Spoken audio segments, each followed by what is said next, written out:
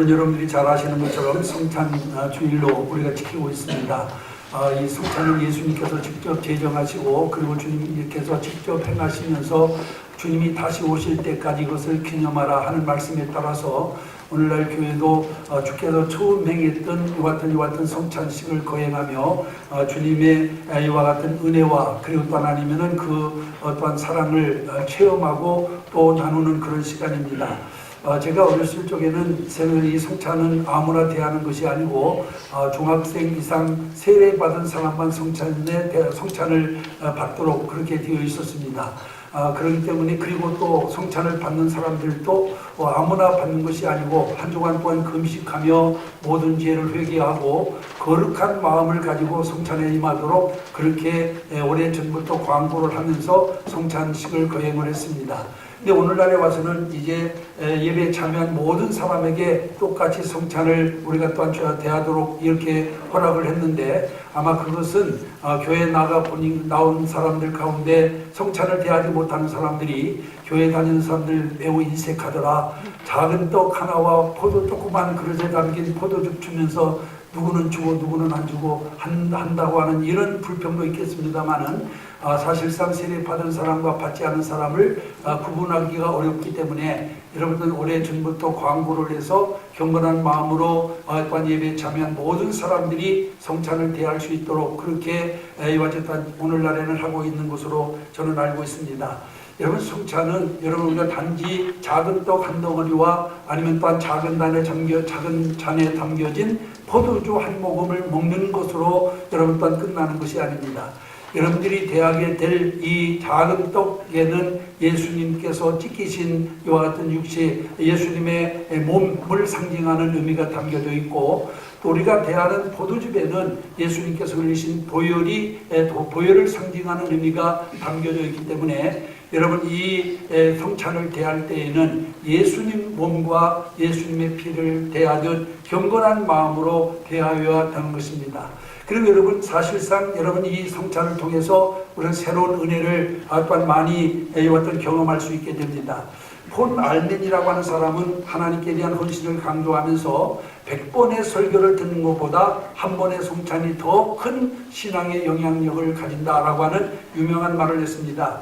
무슨 말이냐 하면은 100번의 설교를 통해 느끼고 체험하기 어려운 그런 은혜도 단 한 차례 성만찬을 통해서 경험할 수 있다라고 하는 그런 말입니다.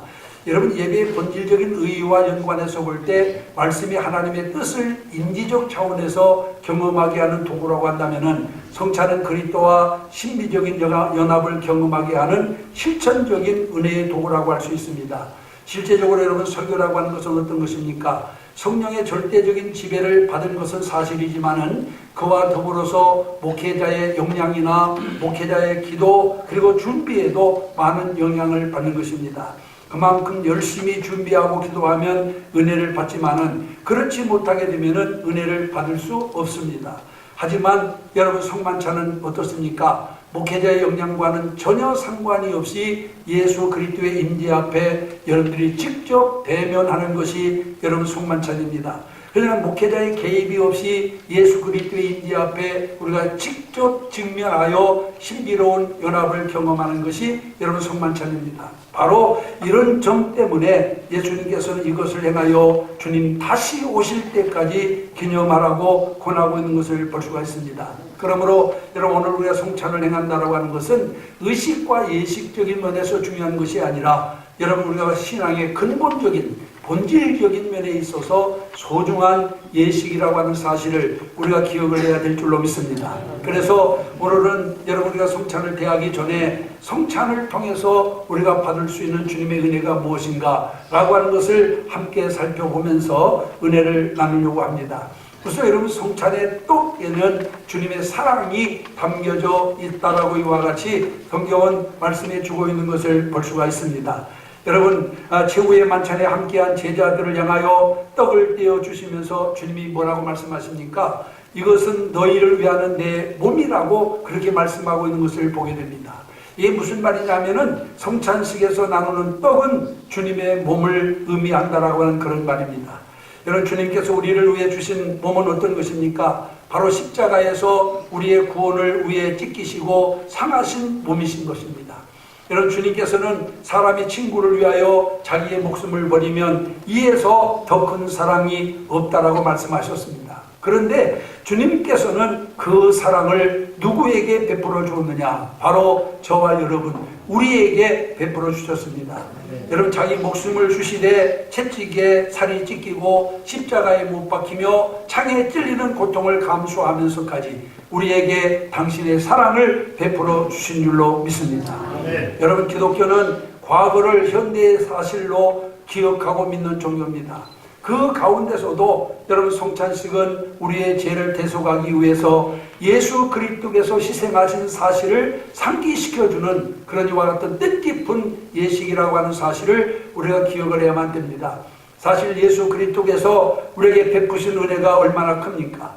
여러분이 처음 이 은혜를 깨닫게 되었을 때 얼마나 감격했습니까? 그러나 세월의 흐름은 우리에게 그 감격을 빼앗아 가버리고 말았습니다. 여러분, 부부관계도 마찬가지입니다. 결혼하기 전 연애할 때를 한번 생각해 보세요. 얼마나 좋았습니까? 보고 또 보고 또 하나님 만나고 또 만나도 또 만나고 싶은 것이 연애 시절에 아마 여러분들의 사랑의 감정이라고 할 수 있습니다. 그런데 결혼을 해서 10년, 20년, 그것도 30년, 40년 이렇게 세월이 지나고 나면은 여러분 어떻게 됩니까? 그 열정적인 사랑이, 그 뜨거운 사랑이 여러분 또한 점점 식어져 버리게 되고 맙니다. 이렇게 세월은 우리의 사랑을 아이와 또한 뺏어가 우리의 사랑이 식어지게 만드는 것입니다. 이것은 비단 부부의 사랑뿐만 아니라 예수님에 대한 우리의 사랑도 식어지게 만든다라고 하는 것을 우리는 기억을 해야만 됩니다. 여러분들 삶 가운데 얼마나 예수 그리스도를 떠올리며 살아가고 있습니까? 얼마나 예수님을 생각하면서 살고 있습니까? 주일 예배를 통해서나 겨우 기억되고 있지 않습니까? 오늘 여러분, 왜 예수님께서 성만찬을 이와 같이 기념해야 할 예식으로 제정하셨을까요? 주님 다시 오실 때까지 이것을 행하여 기념하라고 한 이유가 무엇이라고 생각하십니까? 그 이유는 세월이 가져다주는 주님께 대한 열정이 식어짐을 막기 위해서, 하나님께 대한 사랑이 식어지지 않도록 주님이 오시는 그날까지 이 예식을 계속 행하라고 말씀하고 있는 것을 보게 됩니다. 그렇습니다. 성찬식은 주님께 대한 우리의 사랑을 확인하는 예식입니다. 여러분, 내 사랑의 대상이 예수님을 재확인하는 예식이 바로 여러분 또한 성찬식임을 우리가 기억을 해야만 됩니다. 그러므로 오늘 이 성찬을 통해서 여러분의 의식과 행동에 일대 반전이 일어나기를 주님의 이름으로 소원합니다. 주님께 대한 뜨거운 사랑이 회복되기를 바랍니다. 하나님께 대한 뜨거운 관심이 회복되어지기를 바랍니다. 이런 여러분 또한 역사 없이 그냥 여러분 성찬을 대한다면 그건 아무 의미가 없는 거예요. 여러분, 이 작은 떡에 예수님의 몸과 작은 잔에 담긴 포도주가 예수님의 보혈이라고 하는 사실을 우리가 믿고, 그리고 또한 주님께 대한 새로운 의식과 변화가 없이는 여러분 성찬을 100번 대해도 아무런 의미가 없다라고 하는 사실을 우리가 분명히 기억을 해야 될 줄로 믿습니다. 그래서 우리는 이 성찬을 통해서 예수 그리스도의 사랑을 다시 한번 확인하고, 또 주님께 대한 우리의 사랑을 새롭게 이와 같이 또한 주말을 가다듬는 그런 복된 시간이 되어야만 될 줄로 믿습니다. 그 다음에 두 번째로는 오늘 여기 성찬의 떡에는 영생의 생명이 담겨져 있습니다. 오늘 우리가 읽은 본문 53절부터 58절까지 말씀 가운데 보면은 이 말씀은 예수님께서 친히 제자들에게 하신 말씀입니다. 여러분, 이 말씀을 통해서 여러분 우리가 무엇을 알 수 있습니까? 이 성찬의 진정한 의미가 무엇인가를 우리가 이 말씀을 통해서 분명히 발견할 수 있습니다. 성찬은 단순한 성도의 신비 체험의 방편만은 아닙니다.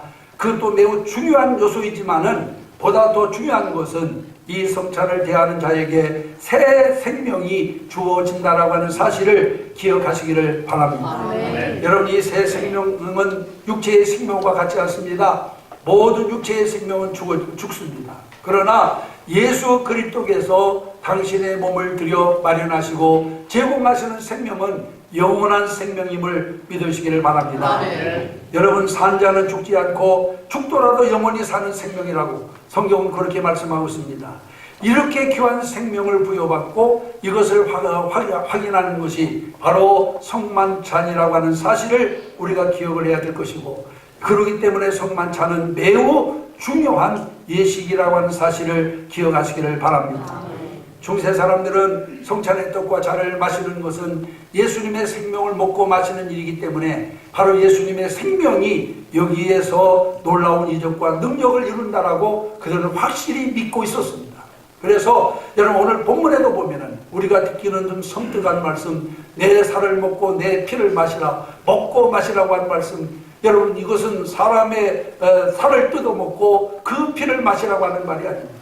여러분, 우리는 분명히 기억해야 되는데, 이 주님께서 제정하신 이 성찬을 통해서 주님을 생각하고 예수 그리스도를 우리의 마음의 구주로 모시면 바로 이런 역사와 기적이 일어나는 것을 믿으시기를 바랍니다. 2000년 기독교 역사에서 가장 많은 이적과 기사가 바로 이 성찬을 통해서 이루어지고 있음을 우리는 기억을 해야 될 줄 믿습니다. 여러분, 과거 십자군 전쟁 때에는 여러분, 부상당한 병사들이 여러분 외치는 소리가 있었습니다. 나에게 성만찬의 떡과 잔을 주시오, 나에게 성만찬의 떡과 잔을 주시오 하며 그들이 또한 간절히 부르짖었다라고 해요.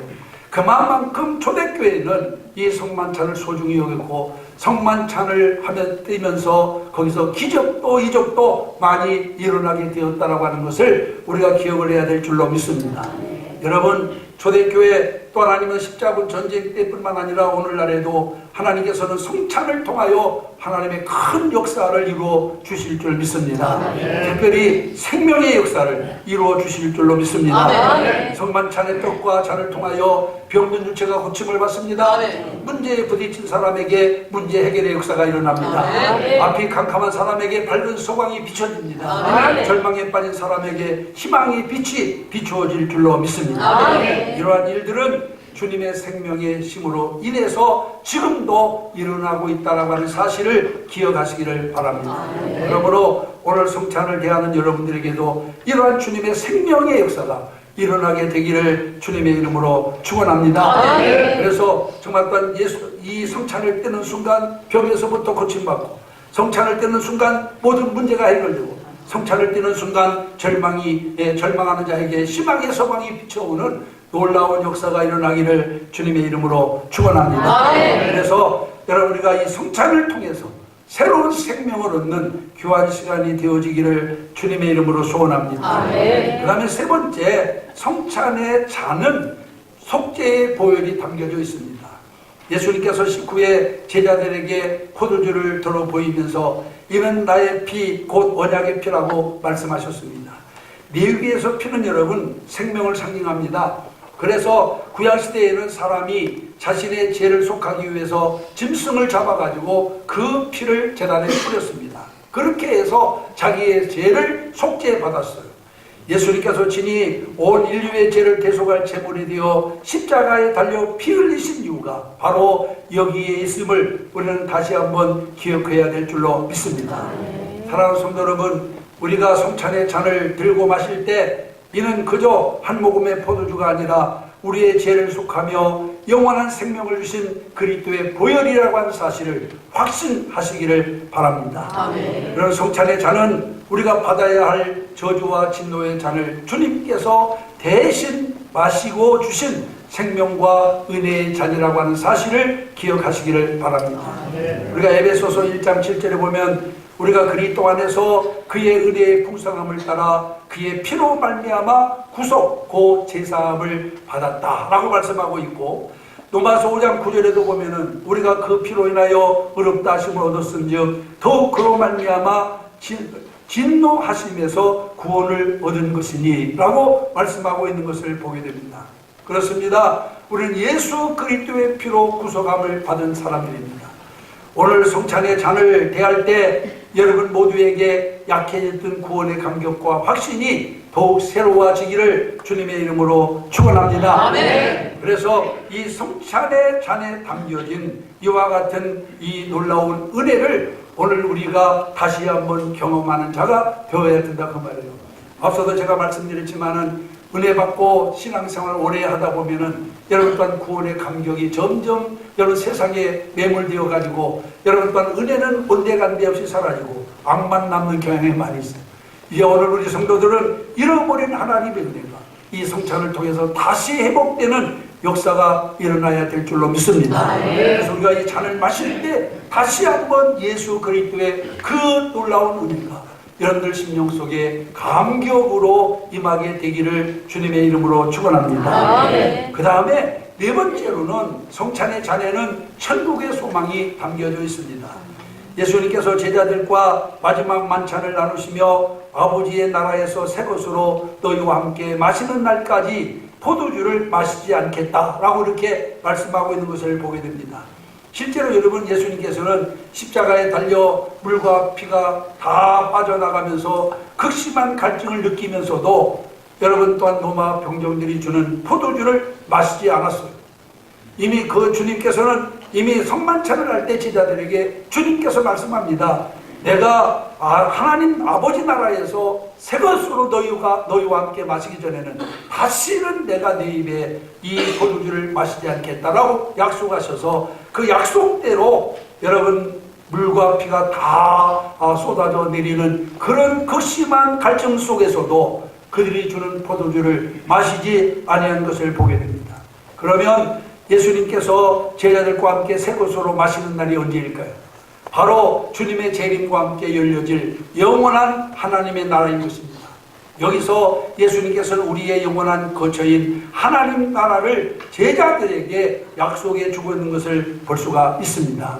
여러분 이 세상이 끝나고 천군 천사와 함께 주께서 임하실 날 거룩한 하나님의 나라가 우리에게 임하여 천국잔치가 벌어질 그날을 한번 여러분 상상해 보시기 바랍니다. 얼마나 황홀하고 얼마나 감격스럽습니까? 여러분 주님은 성찬의 잔을 통해서 천국의 소망을 우리에게 약속해 주신 것을 믿으시기를 바랍니다. 그러므로 여러분 가운데 시리와 절망 가운데 빠진 자가 있다면 거룩한 성찬에 참여함으로 천국의 기쁨이 회복되어지기를 주님의 이름으로 축원합니다. 새로운 소망이 여러분들 속에서 넘쳐나기를 주님의 이름으로 축원합니다. 여러분 우리는 매 시간마다 예배 드릴 때마다 우리 심령 속에서 이런 기쁨이 편안히 회복되어야 되는데 그렇지 못한 것이 사실입니다. 이제 주님의 살과 주님의 피를 먹고 마시는 이 순간 여러분 그동안 잃어버렸던 천국의 기쁨이 다시 살아나게 되기를 바랍니다. 천국에 대한 소망이 다시 여러분들 심령 속에서 솟아나게 되기를 주님의 이름으로 축원합니다. 성도는 항상 하늘을 소망하며 오실 주님을 대망하며 살아야 합니다. 이 세상에 마음을 빼앗기고 이 세상에 우리의 소망을 둔다면은 여러분 또한 결코 그러한 사람에게는 여러분 참된 기쁨과 참된 평안이 있을 수가 없습니다. 여러분 우리가 하늘의 소망을 두고 주님을 대망하며 사는 자에게 하늘의 기쁨이 하늘의 평안이 회복될 수 있다고 하는 사실을 기억하시기를 바랍니다. 그런데 오늘날 많은 성도들이 여러분 또한 그 믿음이 변질되어 가고 있어요. 하나님 중심에서 점점 자기 중심으로 변화되고 있는 것을 보게 됩니다. 과거에는 우리가 어떻게 하면 하나님을 기쁘시게 할까? 어떻게 하면 하나님을 영화롭게 할까? 어떻게 하면 주님 뜻대로 내가 바로 살 수 있을까를 염려하며 살았는데 오늘날에 와서는 하나님은 온데간데 없어졌습니다. 어떻게 하면 내가 행복하게 살 수 있을까? 내 삶이 좀 더 편안할까? 자기 중심이 되어버렸어요. 그래서 신앙도 자기가 원하는 것을 이루기 위한 하나의 수단으로 여기는 사람들이 점점 많아지고 있습니다.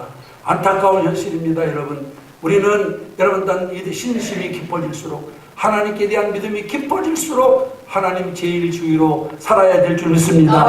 하나님 중심으로 살아야 될 줄 믿습니다. 그래서 여러분 우리는 내 이 땅에서가 아닌 천국의 소망을 가지고 살아가는 자가 되어야 될 줄 믿습니다. 또한 이 땅에서 주는 기쁨이 아닌 주님이 주시는 기쁨이 여러분 우리 삶에 충만해야 될 줄 믿습니다. 오늘 2부 예배에 참여하신 사랑하는 성도 여러분, 오늘 우리는 성찬에 담긴 영적인 그와 같은 의미를 지금 상고해 보았습니다. 성찬은 예수님께서 친히 제정하신 놀라운 비밀이 담긴 은혜롭고도 신비한 생명과 축복의 예식임을 믿으시기를 바랍니다. 조금의 떡과 포도주지만은 이 안에는 이 세상이 그 무엇으로도 바꿀 수 없는 영적인 풍요와 축복이 담겨져 있음을 믿으시기를 바랍니다.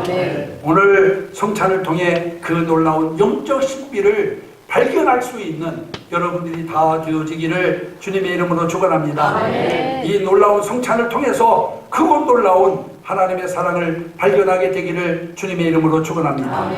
내게 영원한 생명이 있음도 새롭게 깨닫는 시간이 되기를 바랍니다. 속죄의 은혜를 발견하여 구원의 감격과 확실히 새로워지기를 바랍니다. 천국의 소망을 가지고 살아가는 여러분들이 되시기를 바랍니다. 이렇게 되면 여러분, 우리가 어떤 상황 속에서도 우리가 하나님의 자녀로서 또한 이와 같이 또한 정말로 은혜로운 삶을 살게 되어질 줄 믿습니다. 주님은 바로 이와 같은 삶을 위하여 우리에게 주님 다시 오실 때까지 이 성찬을 이와 같이 행하며 기념하라고 말씀하셨습니다. 이제 오늘 이 성찬을 통해서 지금까지 저말했던 해이해졌던 우리의 믿음을 재정비하고 이제 뜨거운 열정을 회복해서 하나님 기쁨이 되는 여러분 모두가 되어지기를 주님의 이름으로 축원합니다. 기도하겠습니다.